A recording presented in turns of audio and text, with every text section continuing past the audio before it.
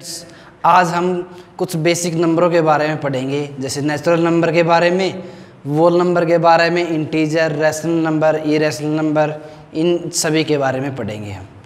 सबसे पहले बारी आती है नेचुरल नंबर की। नेचुरल नंबर ये नंबर देखे क्या है, नेचुरल मतलब नेचर, ये प्राकृतिक से मिले हुए अपने को नंबर हैं। इसको हम नेचुरल नंबर को हम n से डिनोट करते हैं, n से डिनोट करते हैं इसको। और ये नंबर कहाँ से स्टार्ट होते हैं? 1 से स्टार्ट होते हैं, 1 2 3 और चलते रहते हैं इन्फिनाइट तक। इनका कोई एंड नहीं है, इन्फिनाइट तक चलते रहेंगे। इनको क्या बोलेंगे हम? नेचुरल नंबर, प्राकृतिक संख्याएं। इसके बाद आता है होल नंबर। इसके अंदर W क्या होता है? साइलेंट होता है। होल नंबर को हम W से डिनोट करते हैं। जब ये नंबर आए, इसके बाद क्या हुआ? आर्यभट्ट जी ने क्या किया था? जीरो की खोज की थी। आर्यभट्ट जी ने जीरो की खोज की थी। जीरो, तो जीरो की खोज की तो हमने क्या किया? जीरो को इसमें ऐड कर दिया। 0 1 2 और कहाँ तक? इन्फिनाइट तक। इसका मतलब क्या है कि देखो सारे के सारे नेचुरल नंबर इसके अंदर आएंगे, साथ में क्या आएगी? वो नंबर के अंदर 0 एक्स्ट्रा आएगी। अगर पूछा जाए कि सभी नेचुरल नंबर वोल नंबर होते हैं तो हम कहेंगे कि हाँ, सभी नेचुरल नंबर वोल नंबर होते हैं। अगर ये आएगा कि सभी वोल नंबर नेचुरल नंबर होते हैं तो नहीं, क्योंकि 0 ऐसा है जो कि नेचुरल नंबर के अंदर नहीं आता। इसके बाद आता है इंटीजर। इंटीजर को हम I से डिनोट करते हैं, जो इंटीजर्स होते हैं। अब ये कैसे स्टार्ट होंगे? इनके अंदर सारे वोल नंबर तो आएंगे ही आएंगे, और क्या आएगा साथ में? ये कहाँ से स्टार्ट होंगे? नेगेटिव के इन्फिनिटी से चलते रहेंगे। -2 -1 0 1 2 और कहाँ तक? इन्फिनाइट तक। मतलब क्या हुआ कि अगर यहाँ से यहाँ तक देखा जाए तो ये क्या आया था? वोल नंबर के अंदर हमने पढ़ा था, सारे वोल नंबर इसके अंदर आएंगे, साथ में क्या आएगी? नेगेटिव पार्ट भी आएगा। अब अगर पूछा जाए तो पॉजिटिव नंबर कौन से हैं? जो इससे इस साइड है, 0 से उस साइड है, वो कौन से हैं? Positive numbers. जो 0 से इस साइड हैं वो कौन से नंबर हैं? Negative numbers. नेगेटिव नंबर और पॉजिटिव नंबर दोनों किसके अंदर इंक्लूड होंगे? इंटीजर के अंदर। इसके बाद आता है रैशनल नंबर। अब रैशनल नंबर के अंदर देखो, इनके अंदर सारी कंप्लीट डेफिनेशन थी अपने पास, और इसके अंदर कंप्लीट डेफिनेशन या कंप्लीटली नहीं लिख सकते। इनको कैसे लिखेंगे? सबसे पहले तो इसको Q से डिनोट करते हैं। अब अगर देखा जाए इसको हम कैसे शो करेंगे? P/Q की फॉर्म में शो कर सकते हैं। तो यहाँ पे क्या रहेगा? Q नॉट इक्वल टू क्या रहेगा? 0। Q की वैल्यू 0 के इक्वल नहीं होनी चाहिए। ऐसा भी देखें, Q की वैल्यू 0 होने से क्या हो जाएगा? अगर हमने लिया 1 की वैल्यू, P की वैल्यू हमने कुछ भी ले ली, 5 ले ली, 5/Q की वैल्यू क्या ले ली हमने? 0। 5/0 का मतलब है क्या आएगा? निकालते हैं इसको भी। अगर 5/0 इसका मतलब है कि 5 को हमने किससे डिवाइड करना है? 0 से। 0 को मैं 1 से मल्टीप्लाई करूँ तो भी 0, अगर मैं 9 से करूँ तो भी क्या आएगा? 0 आएगा। फिर भी वही टर्म आ गई। अब फिर मैं 9 से करूँ तो भी 0 आएगा, तो भी 5 आ गया। अब कहने का मतलब है कि मैं कितनी बार भी करता रहूँ तो संख्याएं चलती रहेंगी, तो इसका आंसर क्या आएगा? इन्फिनाइट। मतलब हम फाइंड नहीं कर सकते। अगर 5/0 लिया हमने तो उसका आंसर क्या आ जाएगा? इन्फिनाइट। अगर हमने देखो P की वैल्यू 0 ले ले तो उस केस में क्या रहेगा? उस केस में क्या रहेगा? तो हमने वो भी केस समझे एक बार। अगर p की वैल्यू 0 ले ली हमने, 0 बाय हमने लिख दिया 8, p की वैल्यू 0 और q की वैल्यू हमने 0 नहीं ली। इस केस में देखें, डिवाइड करके देखेंगे तो 0 बाय 8, 0 को अंदर रखा और 8 को मैंने यहाँ पे रख लिया। 8 को ऐसे नंबर से मल्टीप्लाई करें कि 0 बन जाए। 8 की अगर मैंने 0 के साथ मल्टीप्लाई कर दी तो क्या आ गया, 0 आ गया। तो क्या बच गया, 0 बच गया। अब क्या आया आंसर अपना, 0 आ गया। मतलब कहने का कि 0 के डिवाइड में जब भी कोई नंबर आएगा, 8 आए, x आए, y आए, या 1 2 3 आए, या 1000 आए, 100 आए, तो क्या आएगा, 0 आएगा। अगर किसी भी नंबर के डिवाइड में क्या आएगा, 0, तो उसका आंसर क्या आएगा, इनफिनाइट। दोनों टर्म को नोट कर लें अच्छे से। अब आगे बढ़ेंगे रैशनल नंबर के बारे में। अब हम इनके बारे में पढ़ेंगे, रैशनल नंबर के बारे में और डिटेल से। अब रैशनल नंबर कैसे, देखो हम पहले कुछ एग्जांपल लेते हैं, तो उसके अंदर देखा जाएगा कि हम रैशनल नंबर में क्या क्या यूज़ करेंगे और क्या क्या आएगा।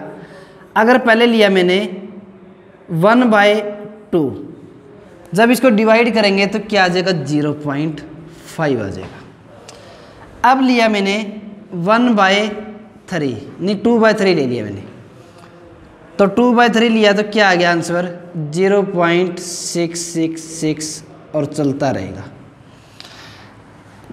ऐसे 2 केस आएंगे। जब भी ऐसा केस आएगा 0.6666 ऐसे आएगा, हम इसको लिख सकते हैं 0.6 के ऊपर बार। इसका मतलब है कि बार लगाने से कि 6 क्या कर रहा है, रिपीट कर रहा है। और ये कौन से नंबर थे, जो कि कंप्लीटली डिवाइड हो गए थे। ठीक है, अब हम यहाँ पे पता लगाएंगे कि टर्मिनेटिंग, नॉन टर्मिनेटिंग कौन से नंबर हैं। टर्मिनेटिंग का मतलब है जो कंप्लीटली डिवाइड हो जाए, मतलब डेसिमल के बाद जो भी नंबर है कंप्लीटली डिवाइड हो जाए। जैसे इसमें 0.5 है, इसके बाद कोई भी वो नहीं आ रहा, तो यहाँ पे कंप्लीटली डिवाइड हो गया, तो क्या है ये, टर्मिनेटिंग। अब क्या आएगा,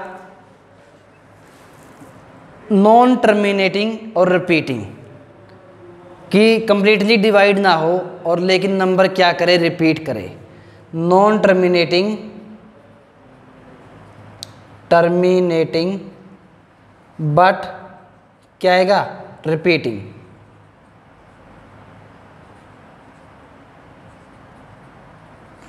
तो रिपीट करेंगे वो नंबर भी किस में आएंगे, देखो दोनों केस किस में आएंगे, रैशनल नंबर के अंदर आएंगे।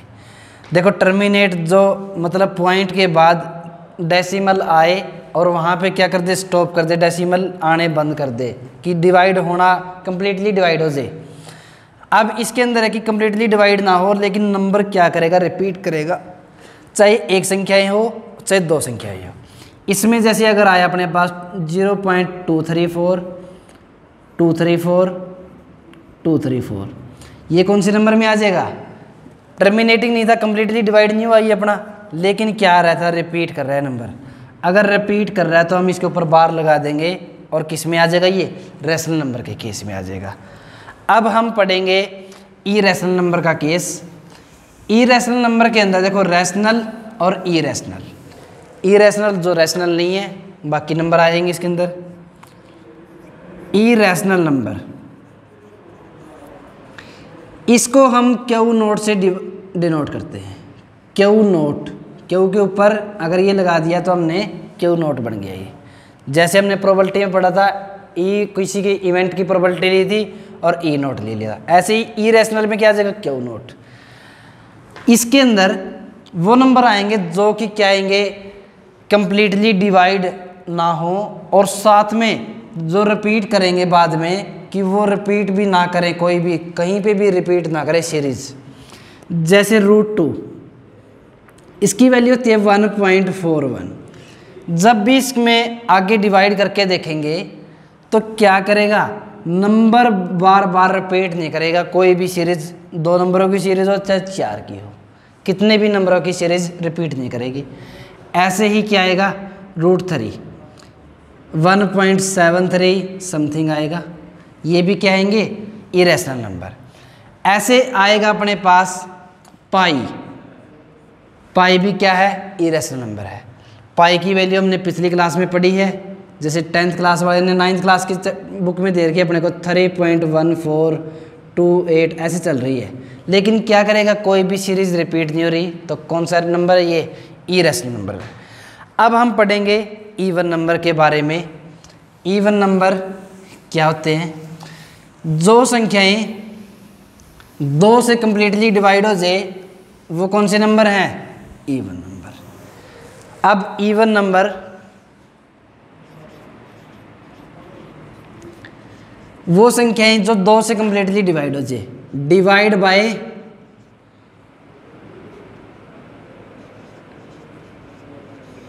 2, कंप्लीटली डिवाइड होना चाहिए 2 से डिवाइड, या फिर इसके अलावा आएगा किसी नंबर के लास्ट में 2, 4, 6, 8 और 0 आए, वो भी कौन से नंबर हैं, इवन नंबर है।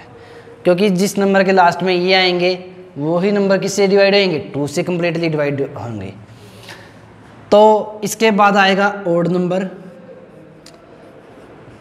ओड नंबर वो होते हैं जो 2 से कंप्लीटली डिवाइड ना हो, जो डिवाइड किससे ना हो, 2 से, not divided by 2, not divided by 2, या फिर उसके लास्ट में आए 1, 3, 5, 7, 9, मतलब इनसे लगाएगा, वो कौन से नंबर आएंगे, ओड नंबर। अब आता है प्राइम नंबर। प्राइम नंबर कौन से होते हैं, प्राइम नंबर वो नंबर होते हैं जो 1 से और खुद से डिवाइड हो, उनका मतलब है खुद 1 से और खुद से डिवाइड होंगे, वो नंबर कौन से नंबर होंगे, प्राइम नंबर। सबसे छोटा प्राइम नंबर कौन सा है, 2। 2 क्या है, स्मॉलेस्ट प्राइम नंबर।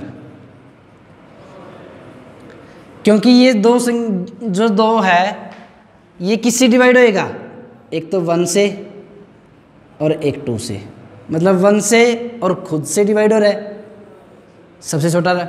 इसके बाद अगर देखा जाए प्राइम नंबर की सीरीज 2, 3, 5, 7, अब 9 नहीं आएगा यहाँ पे, 9 के बाद क्या आ जाएगा सीधा 11, 13, ऐसी सीरीज चलेगी। अब आता है कंपोजिट नंबर। कंपोजिट नंबर कौन से होते हैं, जिसके एक और खुद के अलावा कोई और भी फैक्टर हो। जैसे देखो 1, 2, 3 आ गया, अब 4 नहीं आया, 4 इसमें आएगा कंपोजिट में। 4 के फैक्टर जब देखा जाए तो 1, 2 और 4। देखो 1 और खुद है, क्योंकि ये खुद है और ये 1 है। अब 2 भी आ गया इसका फैक्टर, तो क्या है कि ये कौन से नंबर आ जाएगा, कंपोजिट नंबर। ऐसे ही क्या आ जाएगा, 6 आ जाएगा, और क्या आ जाएगा, 8 आ जाएगा, और चलते रहेंगे। Thank you. आज के लिए इतना ही। बेसिक चीज़ें अच्छे से करें और आगे काम आएंगी ये चीज़ें। ठीक है, थैंक यू।